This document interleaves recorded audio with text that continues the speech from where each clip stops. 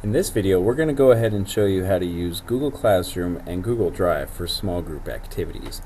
Now, we already know that Google Classroom allows the teacher to let students edit a document individually or if they want to as a whole class. But what is lacking is the ability for a teacher to give a document and just have a small group of students edit it at once. And so today, we're going to go ahead and do a walkthrough as to how I do this in my class. So you can see the screen is divided up into three parts here. The far left is the teacher, and the other two are students in the class. As you can see, I've gone ahead and I've already posted the document that I would like the students to be working on in groups. Now, the first thing I tell the students to do when they get into their groups is to decide who's going to be the owner and who's going to be the editors. Now, the responsibilities are going to be the same. We just need one person to make a copy and share the document, not two.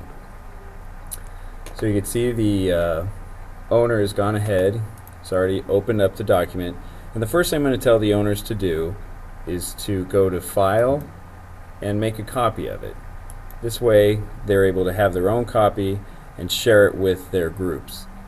And here they have the ability to rename the document, and this is actually the other thing I tell them to do, is to rename it. I usually have them rename it with the period and then the group members' names in it.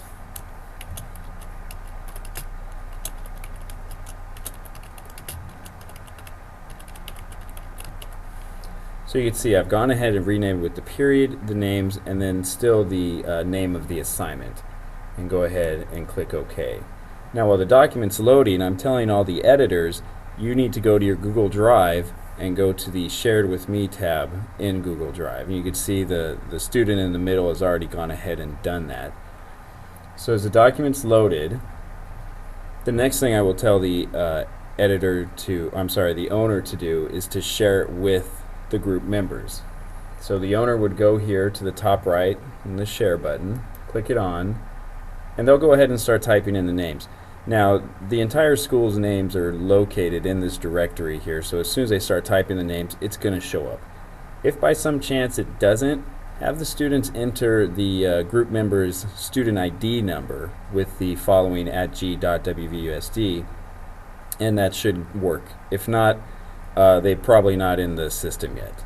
So I'll go ahead and share it with the student, and then after they've added in all the group members, I then tell them to make sure they share it with me so that I'm able to go in and look at it and grade it later.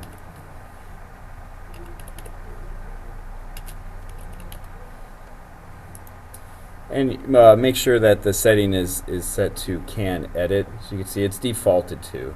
So I'll go ahead and hit Send.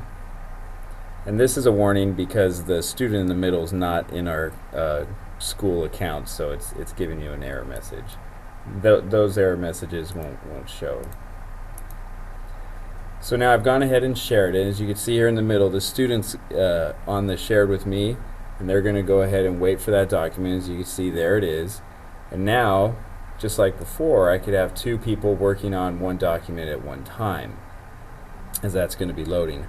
Now, since we also shared it with you, the teacher, so I'll go now here to the far left screen, and if I go to my Google Drive,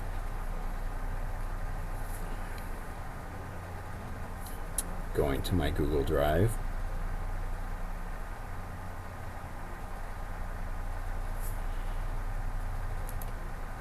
there it is. You can see this is the incoming tab, which is the Shared with Me in the new Google Drive. And you should see here in a second the assignment that's just been shared should show up here in the incoming. And if you don't see it, you simply have to tell the owner of the document reshare it. As you can see, it just popped up.